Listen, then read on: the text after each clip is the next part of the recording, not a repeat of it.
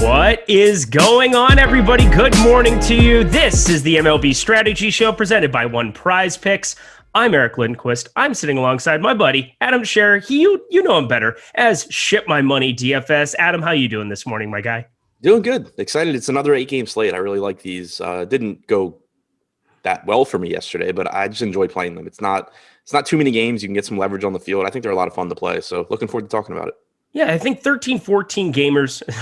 First of all, it's a lot of work for us, so there's that. But also having kind of these limited slates, it seems like sometimes you get that condensed ownership. You really got to be paying attention to it. But we have the best tools here at Awesemo, whether it's the top stacks tool, top pitchers tool, really allows you to get leverage on an 8-gamer. I think a 3-4 gamer, when you're starting to putting a batter against your pitcher and stuff, it can get a little wonky. But I absolutely love 8 to 10 gamers in MLB. That's kind of the sweet spot. So I'm glad you're there with me.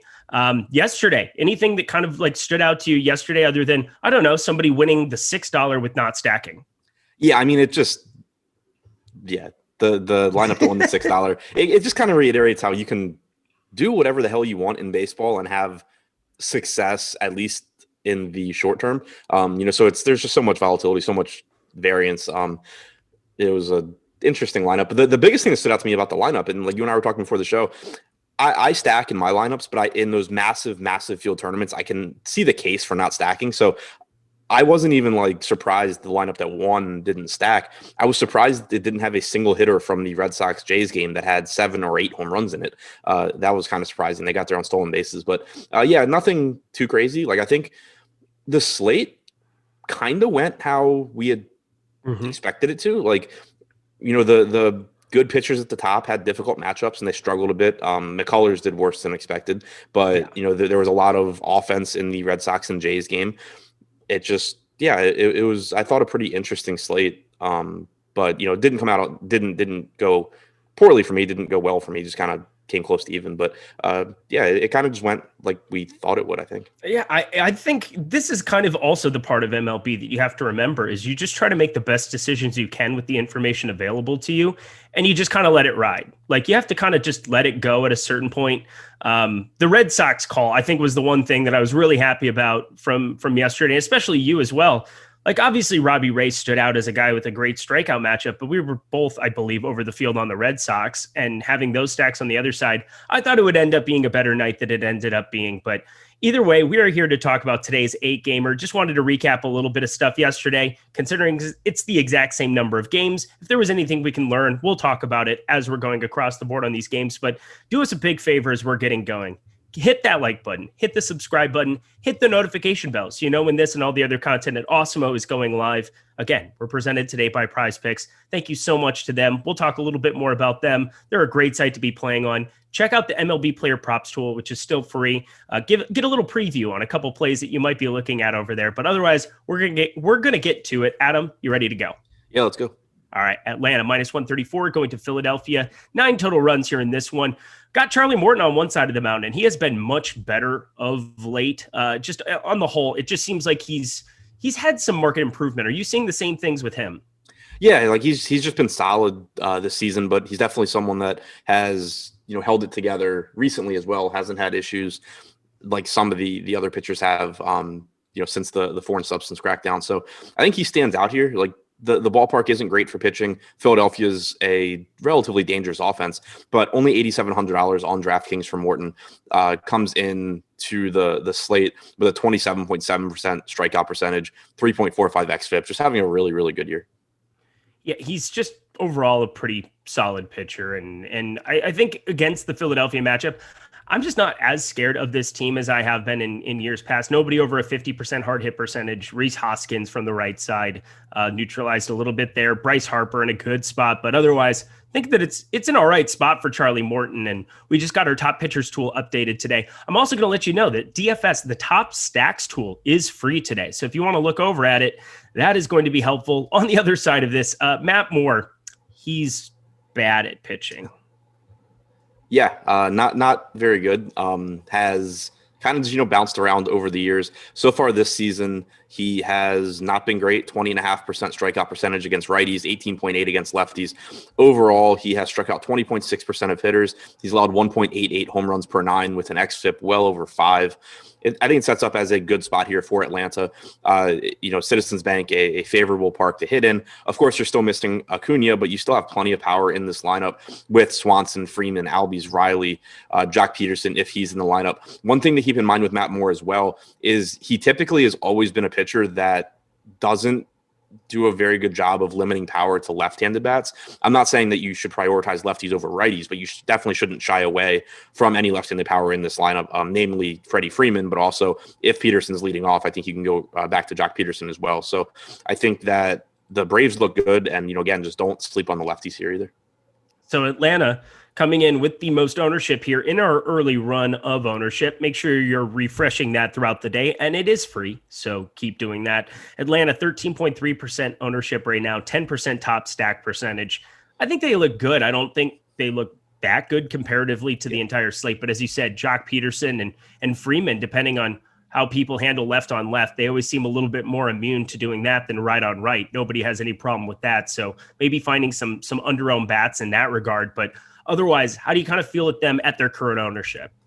Yeah, I think that, at their current ownership, they're going a little bit over-owned. And the thing that stands out is if you look individually as well, we have Freddie Freeman projected for 13%. We have Jock Peterson projected for 16%. So right now, we're not getting that discount that I'm sort of hoping we get by lock. If that's the case, then, it's a spot where I think Atlanta, it's a good spot. But like we talked about yesterday with the Nats and with, some other teams, it's baseball.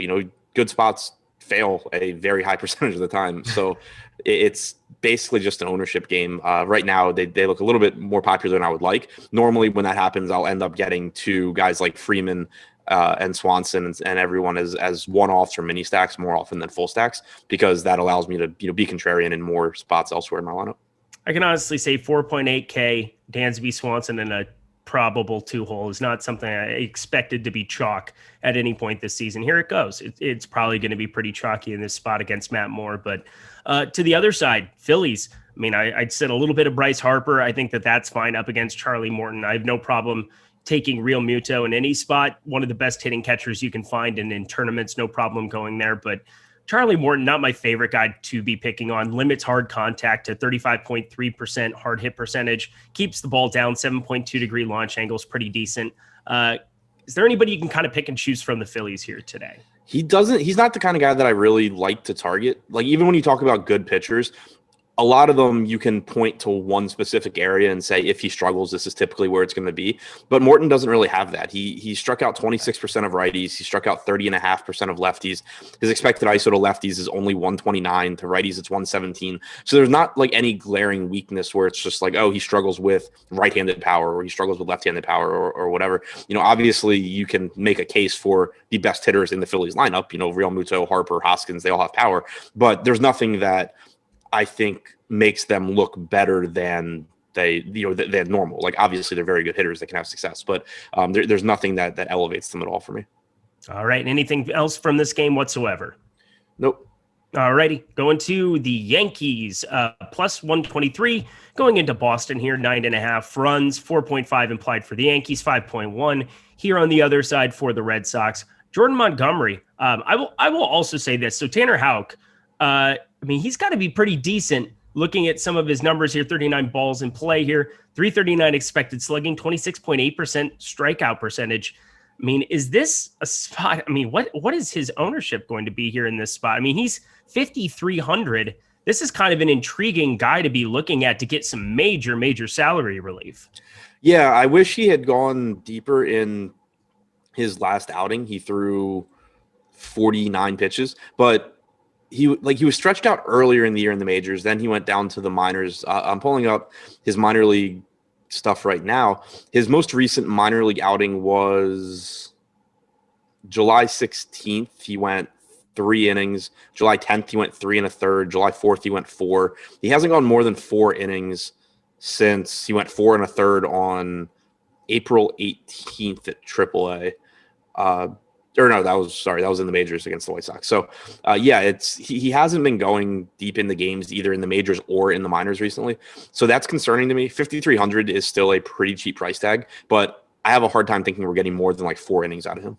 And we've got Luis Patino, the guy that was acquired in that Blake Snell trade for Tampa Bay on the mound today, and he's jumping way up the top 2 pitcher tool. We'll get to him a little bit later here when we talk Cleveland and Tampa Bay. Andrew Heaney's also underneath 7K, but 5,300. I mean, if either of those two fail above him there, you're getting 5,300. And even if they do pitch pretty decent, if Houck can kind of do what he's been doing in his short time here in the majors, maybe a decent enough guy to 26.8% K percentage. Just kind of a shocking number to see next to the lowest price pitcher on the slate on DraftKings. But then let's talk about strikeout stuff's really good. Yeah, go ahead. I'll say even at AAA too, 28.9%. It's purely just like a pitch count / innings thing where my concerns are. But like you said, like if that's going to be a popular roster build, if people are going to like we have 29% of the we have 29% ownership projected for Patino at 6,500. We have 23% for Heaney at 6,900. That tells me, and I'm not even saying this like how compared to those guys, it just tells me that salary is useful on this slate, most likely. And so in that case, it's kind of like, if Patino does poorly and if Heaney does poorly, Houck can still give you 12, 13 points, which is fine at that salary. But from an upside standpoint, I think it's capped a little bit compared to those guys. Totally. Jordan Montgomery, we know a little bit more who he is. Going to give up some big outings, 417 expected slugging, 24.1% K percentage, about run of the mill there. What do you think about Jordan Montgomery going up against this potent offense? We just saw them light up another southpaw in Robbie Ray yesterday. They could definitely do it again today, but any interest whatsoever in probably going to be a very low-owned Jordan Montgomery? Not too much, just because this lineup does really scare me. I do think Montgomery's a decent pitcher. I think the price tag's reasonable. I'd be more interested, I think, if we didn't have some clearly underpriced guys, that are even cheaper than him. He has a healthy 24% strikeout percentage. Against righties this year, it's 22.9%, 195 expected ISO. It's just really a difficult lineup, I think, to navigate. So it's tough to trust Montgomery, and it's hard. It's kind of difficult to see how much strikeout upside he has here too, because it is going to be a right-handed heavy lineup. It's a lot of right-handed hitters that hit well in general, and also against left-handed pitching. So it's a pretty tough spot for Montgomery, I think. And both lineups can definitely do some damage here. Either way, Tanner Houck, as I said, he's been pretty decent, but he's not going to be going the entire time here. And Boston's all right from the pen, but you've still got some major power here in the Yankees lineup at the top end for sure. Your usual suspects of Stanton, DJ LeMahieu. We just saw Odor go yard there.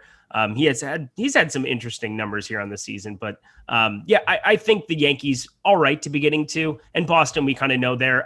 Let's start with the Yankees. Anything stick out to you really with them today? Kind of surprised both by the fact that they have the 4th highest top stack percentage right now and the 4th most ownership. It just doesn't seem like that appealing of a spot to me. I think Houck is good. I don't really like these games where you get 4 innings from a good opener / starter, and then you just get a bullpen game. Like that's never that appealing to me. And then you still have the watered down Yankees lineup too, without Judge, without Voit, without Urshela. So kind of surprised by both of those. I think it's an okay spot, but it's not one that I'm really that excited about. I'm definitely more interested in the Red Sox side. Definitely on this side as well. If they're going to be the same ownership, how about me just targeting the guy that Jordan Montgomery also from the left side? When you have so many righties there in Devers, you have no issue. He went yard on Ray yesterday, and he's one of the best hitters in baseball. So I'm never going to have a problem playing him in any spot. But anybody really stick out to you from the Red Sox team? Because 1 through 8, 1 through 9, they have power everywhere. Yeah, nobody really individually. Like even looking at the ownership projections, everyone except for Devers and Jarren Duran, who may not even be in the lineup. But Kike, Verdugo, Dalbec. Dalbec, same thing. Yeah. Of all the people, I murder baseball names like it's my job, because it kind of is, but it's also not. So I just automatically went to Brian Dalbec from 2004 or something. Yeah, like Rex Chapman this morning. Rex Grossman. Rex Grossman. I screwed it up even just now. Renfroe, Martinez, Bogarts, like they're all projected for between 10 and 12% ownership, which is fine. They have really high ceilings. Obviously, they have a lot of power. So I don't think there's really one individual bat that stands out. Other than JD Martinez at 4,400, I guess is worth a mention. specifically because that's just such a cheap price tag for him. Also, Kike is still only 3,800 on DraftKings, despite just hitting extremely well this season. Yeah, I don't understand. Love Boston here in this spot. And if all ownership is equal, for sure, give me that side as opposed to what is truly still going to be a watered down-ish Yankees lineup. Well, not ish, just completely watered down on the back end. As I said, Gleyber Torres, four barreled balls last year. That's just so dumb. Bad number to have, but a good number to have. Ghostbusters. That's not what I was getting at. I wanted to talk about Awesemo Plus tools and content quickly because it is the best around. We're going to give you the MLB Top Stacks tool today. Absolutely be taking advantage of that because in these large field tournaments, if you're trying to play the $6 or the $18, whatever iteration DraftKings has going during the course of a day, or the $4 on FanDuel, I believe it's $5 today, but you need to be using the Top Stacks tool and the MLB Player Props tool.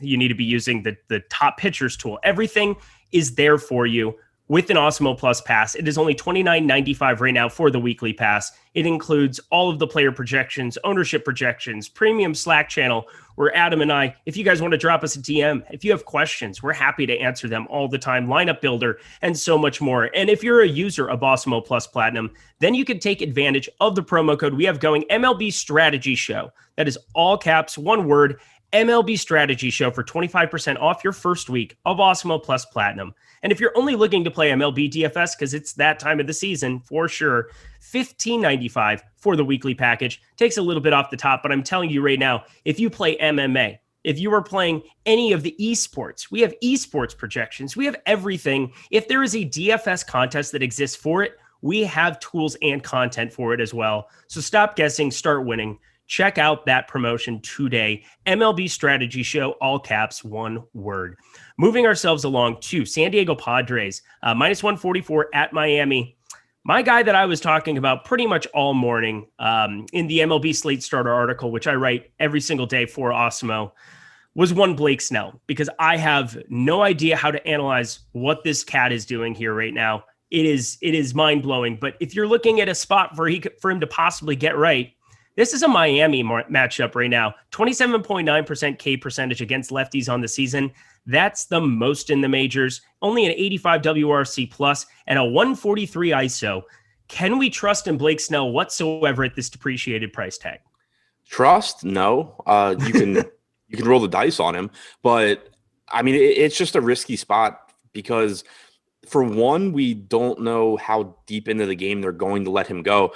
And for two, we know that he's just kind of had like weird arm issues recently. So on top of the fact that Snell just like hasn't gone deep in the games for the last like 2+ years, we had, the weird kind of dead arm situation and, him coming back from it and still not being fully healthy. And then his first start back, he goes 4 innings against Washington. He walks 4 guys, strikes out 3, was just not good. So there's a lot of risk here, but the salary also mitigates that to some extent because it's baked in. If we had Blake Snell with no question marks, he's a $9,500 pitcher here against Miami. So I think in tournaments, a lot will come down to ownership because I think it's a very, very volatile situation, even more so than it normally is in baseball, because not only do you have the typical, weird things happen volatility, but you have I have no idea how healthy Blake Snell is. I have no idea if he's going to end up on, being out for the year. Like a month from now, we could be saying, yeah, Blake Snell is back to being really good, or we could be saying, yeah, Blake Snell's injured and done for the year. Like there's really no way of knowing where we end up. So it's just a huge question mark, I think. Right now he's getting 20% ownership. I could see just kind of coming in around the field if it's there. If it comes down, maybe going a little bit over. If it goes up, being below. But it's just not a spot where I'm expecting to take a really heavy stand because I don't think there's any real way of knowing. I think it's going to come down to the ownership for me, mainly because it feels like a Terrence Ross with the Magic from 2 years ago kind of situation where if he gets it going, they just kind of like let him keep going. If you look through just the game log here, May 18th, he got to 97 pitches at 11 Ks. On June 4th, he got to 101 pitches, 10 Ks against the Mets. And then 3 starts ago on June 22nd, got to 99 pitches up against the Dodgers. The last 2 for sure, 81 and 74 pitches here. He pitched right here after the break on the 17th. Like, I just think it's one of those things where if he's got it going, he will get it going and they'll just let him ride it as hard as possible. None of those he extended past 6 innings other than the Mets outing where that was by far his best outing of the season, 38.6 DraftKings points. But is it something maybe where Blake Snell, they're just giving him a longer leash if he's on? And then because of how good their bullpen can be on the backside of it, they're just not letting him, if they get beat up a little bit early, they just kind of say, all right, you've had enough. Yeah, I mean, I think that's likely. The bigger concern I have with the potential pitch count here is like, and again, I think you're right. Like, I don't think it's a set pitch count. I don't think they're going in saying Blake Snell's throwing 75 pitches. I'm just, I guess, a little bit more concerned about if he's going to be effective, given that he was scratched from the start because he basically had dead arm, and then he comes out and walks like 4 guys in 4 innings. I'm just kind of, I guess, concerned about if he's going to be if he's going to be good. But I do agree with what you're saying. Like, I think if he's pitching well, he's going to throw enough pitches to be a good play. Yeah, and over a 28% strikeout rate. So I think it's worth. If it's going to be around 20%, I'm happy at being at that number a little bit over the field. We've got him for 11.7% top 2 pitcher percentage, but I think at 7,800, kind of a dead range. It seems like everybody's going either a little bit cheaper or going up to the top end for Buehler and Manaea, your definite best 2 arms that exist on the board today. But do we have anybody for the Marlins as a prospective start? I've got right now Zach Thompson. Is that who you have? I have a blank spot. So okay, cool. So it's somebody perhaps. I know that he pitched when he was sick on the 17th here, but anyway, he would be scheduled in spot for the start, but we'll have to get back to that one later.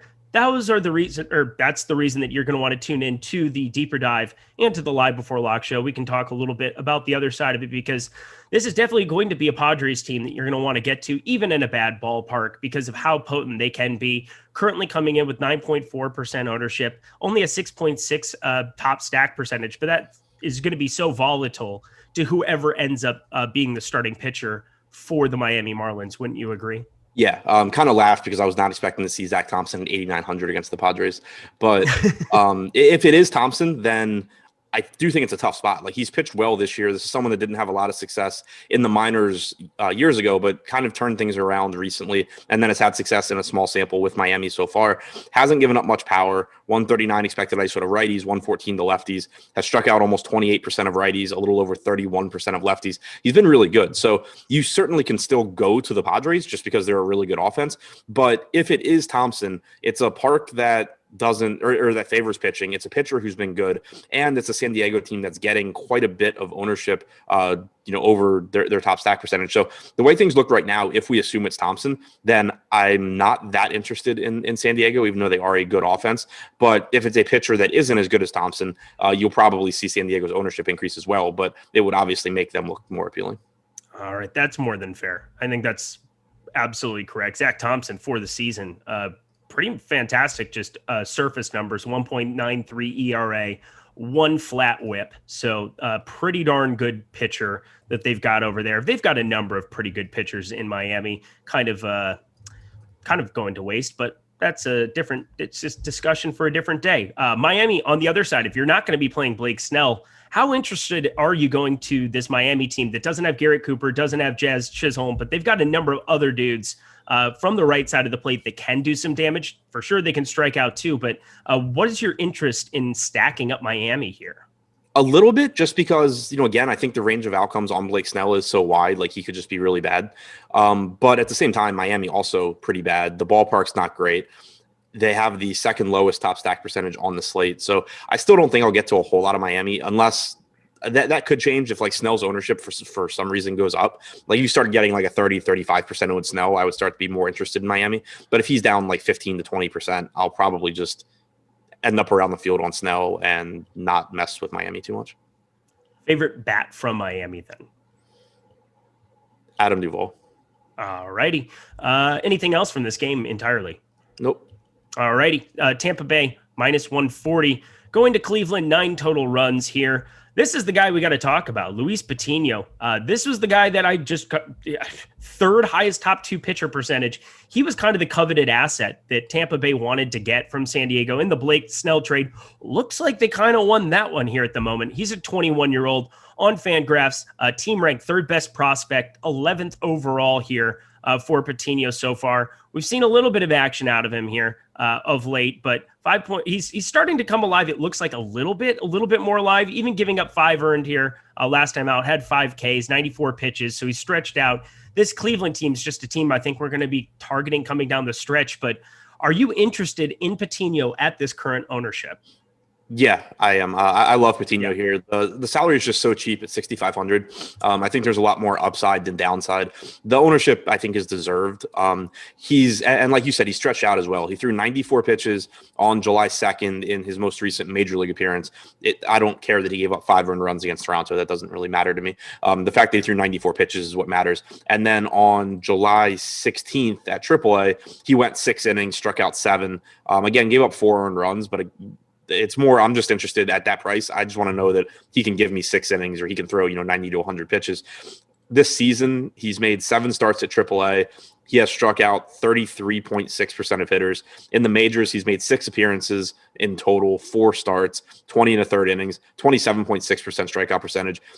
He's just been really good. Fangraphs has him as the number 11 prospect in baseball, number 3 on the Rays, which is just absurd.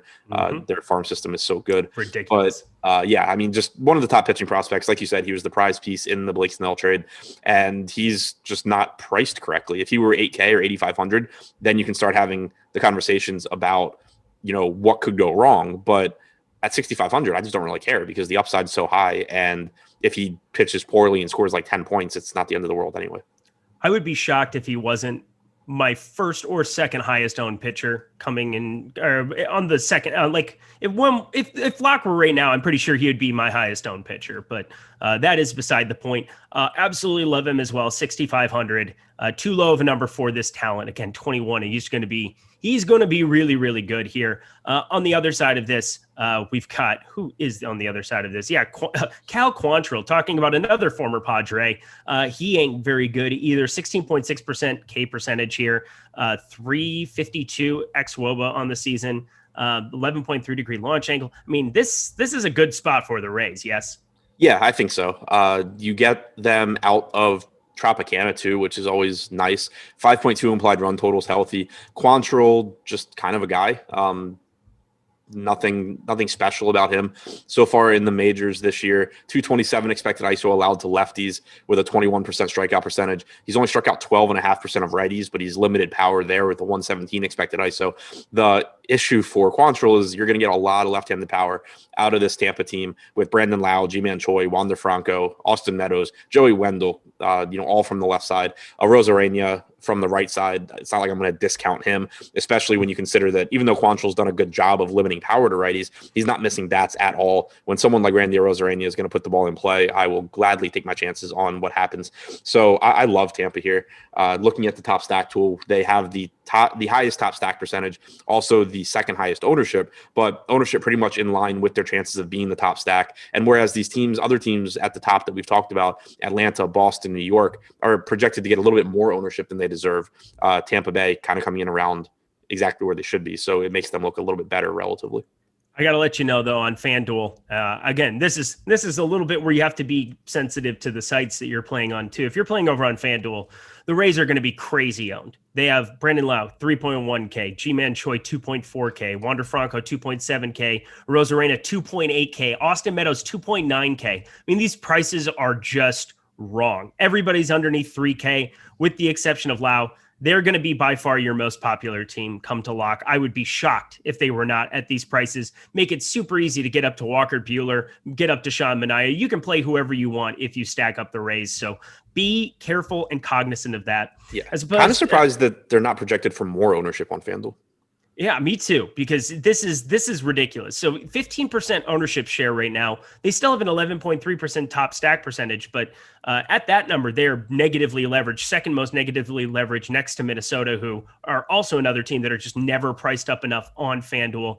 So be careful, because I think you could be running into some 20% owned bats. You might have to be stacking it up a little bit more interesting than what you might want to be. It might have to be a Zunino if he's there. He was out last time out, so he's been hurt a little bit. But in the 7-hole, Mike Zunino, my guy from the All-Star game, shout out to that call. That was fun times. But Cleveland, going to that side of it, if Jose Ramirez is back in that lineup, that's for sure got to be an upgrade for them. I'll probably do my usual Ramirez, Reyes, throw in Bobby Bradley maybe into the mix a little bit. But are you seeing anything from Cleveland, considering Luis Patino is going to be so owned today? Not really. I mean, if Ramirez is back in the lineup, obviously he's always an option. So is Franmil Reyes. Bobby Bradley has power. But I mean, this is just not a particularly good offense at all. And again, I think that Patino is a good pitcher, even though there is certainly the potential for him to struggle since he's a bit of a question mark. But Cleveland right now, 5th lowest top stack percentage, 4.3%, getting almost 7% ownership. If Patino's ownership gets like out of control high, I could see going to Cleveland. But as it sits right now, I think I'd just be more likely to have a lot of Patino.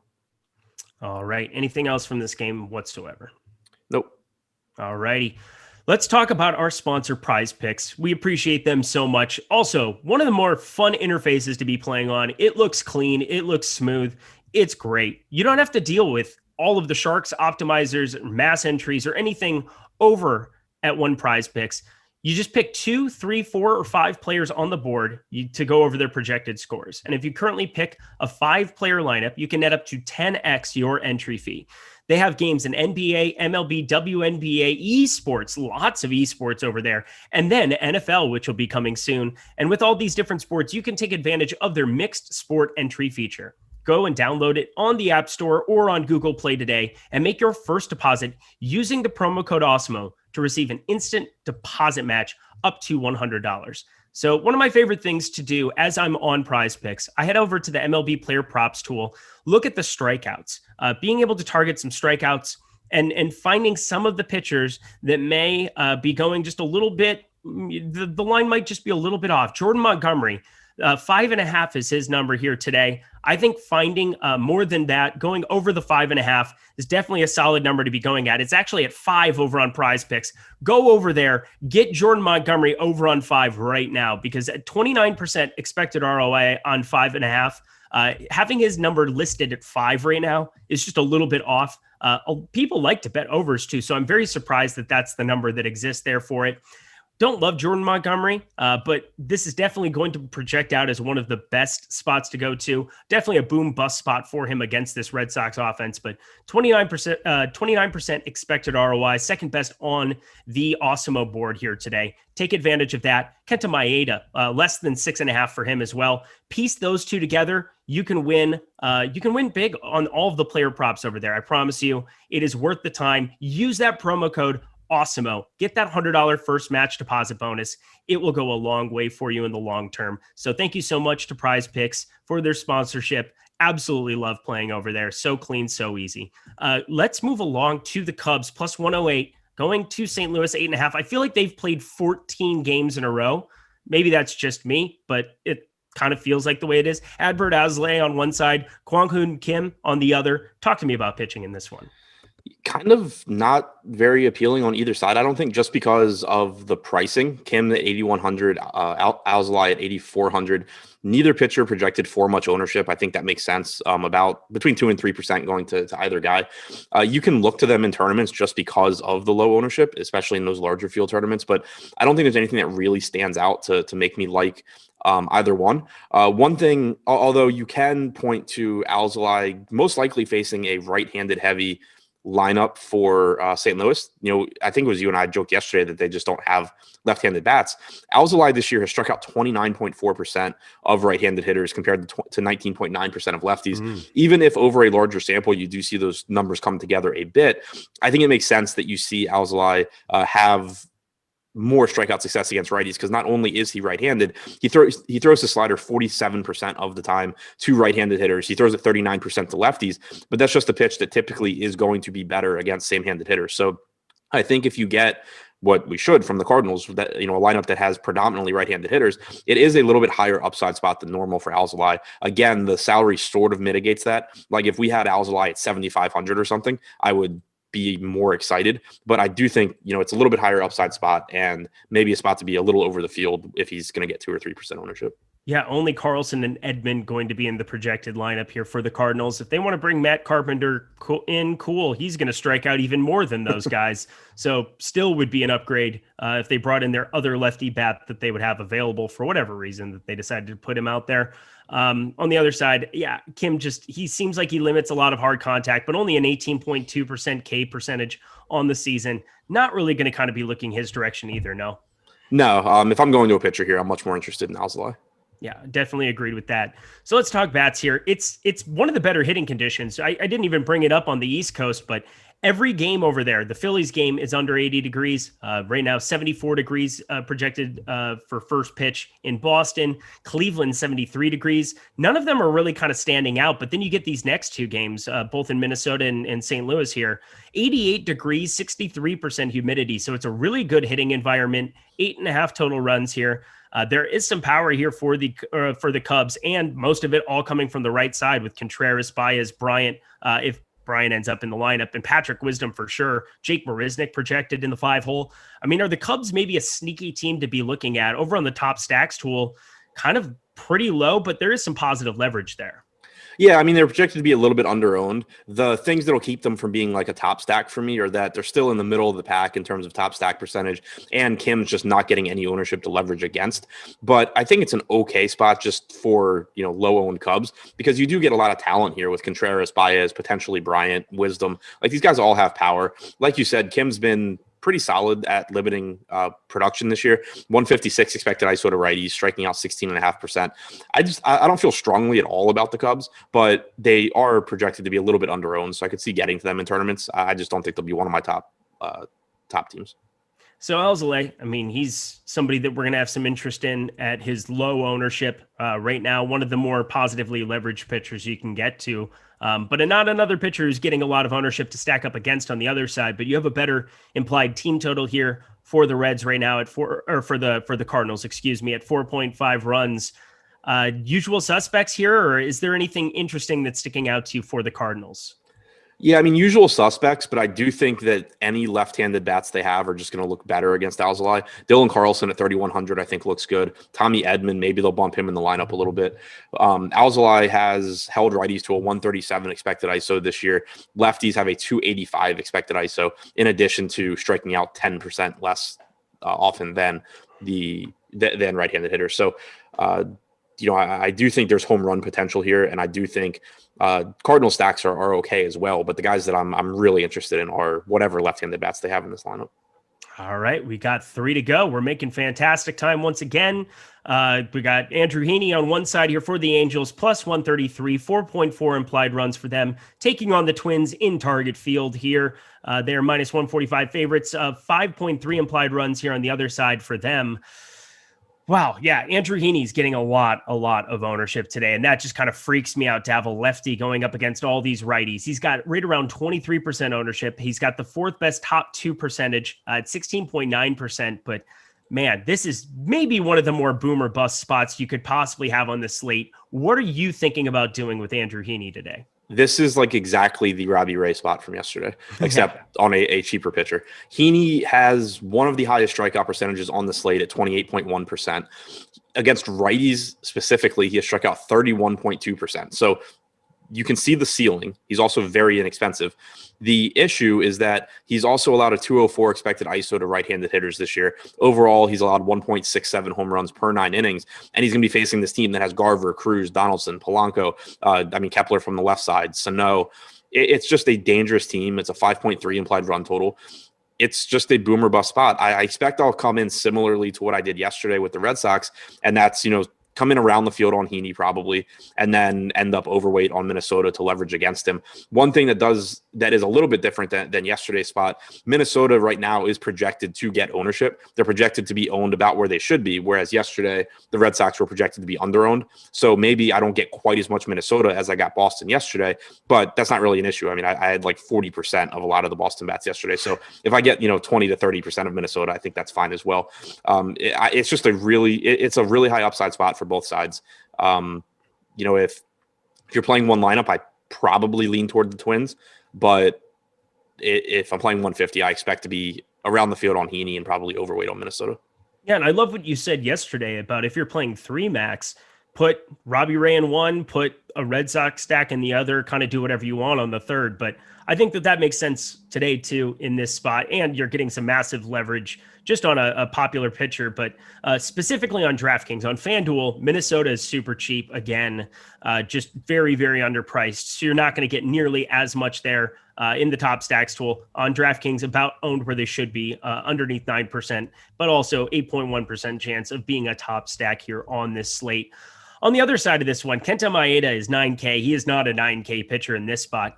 He was the runner-up in Cy Young voting last season. This is not last season for sure. He's still been decent. 396 expected slugging is whatever. It's kind of middle of the road. 25% K percentage here. I guess if you can get through... I really don't know what I want to do with Maeda whatsoever. The top pitchers tool doesn't really like him either. By far, one of the worst prices you could have on a guy at 9K. But I will say he's not being owned, which definitely has me getting a little bit interested in here. What are you thinking about doing with Kenta Maeda? The low ownership is kind of appealing. The strikeout stuff's still been fine this year. He has a 24% strikeout percentage against righties, 25.6 against lefties. The walk numbers are okay at 7.6%, 3.94 xFIP. Like all those numbers are fine. He's just given up a lot of power, 1.36 home runs per 9. The low ownership is what interests me here, though, because I think this is another slate where there are good pitchers, but there's also question marks about most of them. You know, Patino, there's question marks just about what he's going to do at this point in the major leagues. Heaney, there's question marks about he's facing Minnesota. Snell, there's just massive question marks in general. So the fact that there's question marks on Kenta Maeda at 9K isn't that concerning. If his ownership stays around 4%, I would expect to be overweight in tournaments. If it comes up to 10, 15%, then I'm probably just moving away. Okay. That's the right. I think that's the way I'm kind of looking at it too. I think that's all you can really do in this spot. Shohei Ohtani going to be popular at 6K here today going up against him. I think, where is he at right now? I just had it up. But Shohei Ohtani, 20.5% ownership. Looks like he's right now our third highest owned bat on DraftKings of the day. And again, the Angels aren't a team I love to stack up ever. It pretty much just ends up being a ton of Shohei one-offs, but that's kind of what everybody does with them. What are you planning to do with Angels bats? Obviously really like Shohei. I like Walsh. I think Brandon Marsh is a good value at 2,500. This is just a team that is always so difficult to stack because outside of a couple of guys, they aren't very good. They are projected to be a little bit under-owned here, and they do offer some value. So I could see, because I don't hand build and I don't have to worry about how ugly these names are to click into my lineup, I could see getting to some Angels and being overweight on them. It's hard to say that I like that because I don't. Like, I like Ohtani, I like Walsh, I like Marsh, and I hate everyone else basically. But it's I think it's one of those where you have to kind of just like ignore what the players' names are and pay attention to ownership the most. So I do think the Angel stacks are projected to go a little bit under-owned here. Adam Eaton, 2.1K. Yes. You love that guy. I love Adam Eaton so much. I'm a sicko.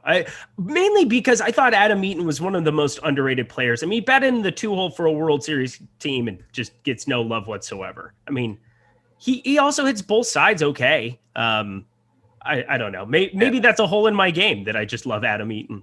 I've always liked Adam Eaton because it's not really the case anymore, but I used to just really dislike the Nats. So it just made me so happy when they traded Giolito and Dane Dunning and Reynaldo Lopez for Adam freaking Eaton.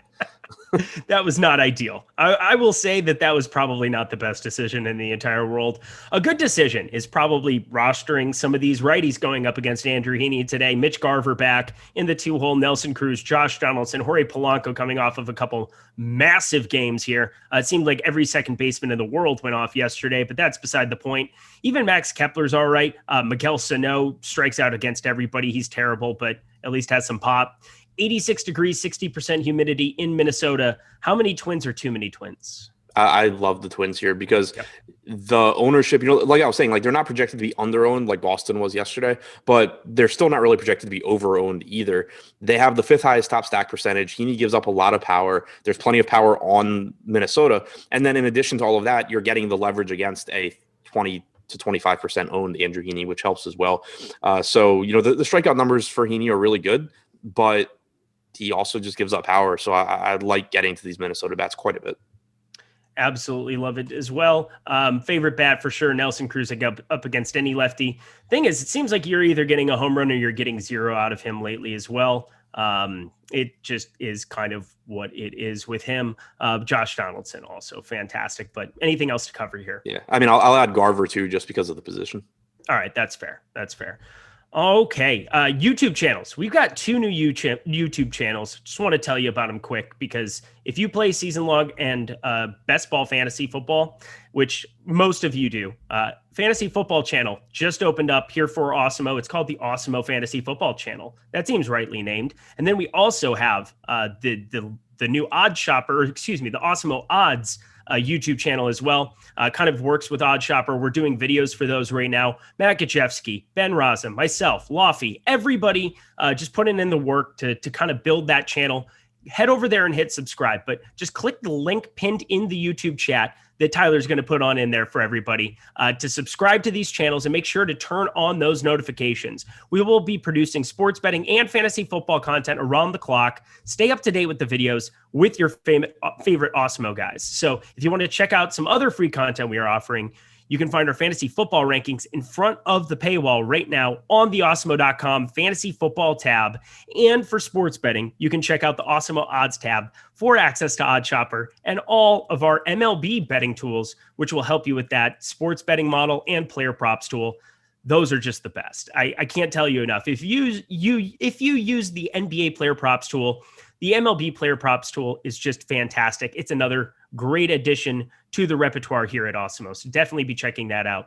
Let's go to Oakland, taking on Seattle, minus 142 here for Oakland, minus 140, 7.5 total runs. Sean Manaea, going to be super popular. Talk to me a little bit about him. I think he should be. I think this is one of the best pitcher spots on the slate. We kind of saved two of the best for last, and Manaea is one of them. Seattle. And Chris Flexen is the other. Yeah, of course. Yeah, kind of buried the lead there, but Chris Flexen's pitching. Manaea, facing the Seattle team, they have right-handed power, but it's not a particularly dangerous lineup. Manaea has been good this year, comes in with a 25% strikeout percentage, 3.61 xFIP, only walking 5.5% of guys. As far as his splits go, he has struck out 33.6% of lefties, 22.6% of righties. Only a 142 expected ISO allowed to righties is nice. Just a good spot, a reasonable price tag at 9,600. I like Manaea quite a bit.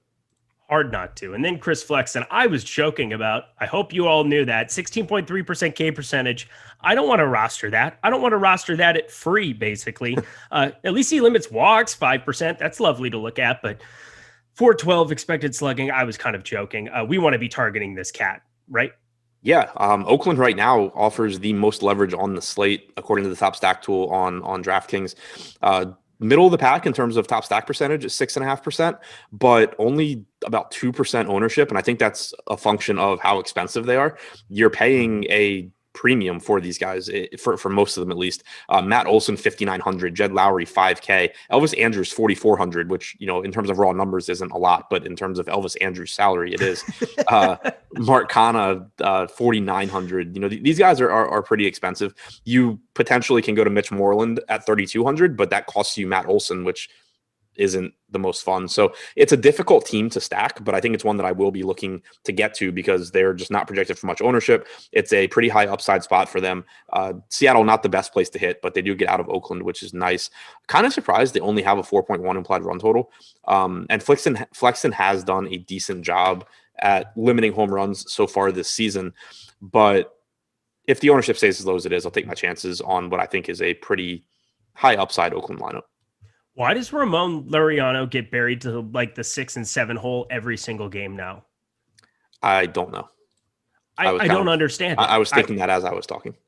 Oh, you were? Oh, well, I feel smart because I don't understand it. It blows my mind because if you just simply look at this team from expected slugging percentage, which again, we want to just take all the other factors out of it. Third on the team behind Matt Olson, Jed Lowry. He doesn't play the same positions as those two guys. He's the only outfielder with them. Seth Brown from the left side, no thanks. Mark Canha ends up leading off a lot of the time. I don't understand it. He has 14 homers on the season as well. I know he was out for like a brief second, but is there any rhyme or reason to why they're doing that? Not that I can figure out. I mean, I also don't really know why Elvis Andrus bats second. I don't know. Maybe Adam, I think you'd be a better major league manager than half the major league managers. I think most people in this space would be in terms of like just lineup construction and stuff. I think most people in this space would be better. I think the true value of managers is like clubhouse type stuff though, where I would absolutely be awful. You would be the worst. Yeah. You would be like, you know what? I'm just going to dip out. We're just going to go to the bar. If you want to take BP, go ahead. Just I'm going to take a nap in the office, and then I'm going to wake up and do the bare minimum. It's fine. Seattle Mariners, Mitch Haniger on the other side. He seems like a guy we should probably roster in his 495 expected slugging. Kyle Seager, 452. Kind of the only two guys I ever love getting to, maybe Ty France a little bit, but Sean Manaea is a good pitcher. I'm pretty much only going to go at him with a little bit of Mitch Haniger and maybe Ty France, but anything else you could possibly mine out against a really good pitcher. No, just a pretty unappealing spot unless you're just looking purely to stack against a popular pitcher, which is fine in larger field stuff, but not ideal here against Manaea, I don't think. Haniger is certainly a fine option. He's also expensive, though. Kyle Seager is never an issue, like you said. Kelenic and Cal Raleigh give you cheap bats, but there's nothing I really like. All righty. Well, hit that like button. We're coming down the home stretch here. If you also want to, get a free month of Awesemo Plus Platinum, review our favorite shows on the podcast network. All of our shows are available there at awesemo.com/podcast. Simple enough. You're going to do, you're going to want to go over there and listen to our shows. So if you want to listen to the strategy show over again, if you want to hear the MMA strategy show, which we have coming up this afternoon, tune into that live on YouTube. But in the event that you can't, check out the podcast network. Leave a 5-star review on any of them with your Twitter handle or your username, and you'll be entered to win a free month of Awesemo Plus Platinum. We award one lucky winner every Friday, and your reviews are eligible for up to 1 year. This is a simple and easy step for your best chance. I mean, it's so easy to do, and you can get that free month valued right around $90. So head over and do that now so you'll be eligible to win. Best of luck there. We've got the home stretch here. San Francisco Giants plus 153 taking on the Dodgers here. We've got Anthony DeSclafani. We have Walker Buehler. Those would be the other two pitchers I think we were referring to combine with Sean Manaea. Chris Flexen, sorry about that. But talk to me about Anthony DeSclafani here first. Interesting tournament spot for DeSclafani. It's obviously a dangerous matchup against the Dodgers, but we don't really know how dangerous yet because you may or may not have Mookie, you may or may not have Turner. Muncy came back yesterday, but those two didn't. So you could get a little bit weaker than normal Dodgers lineup.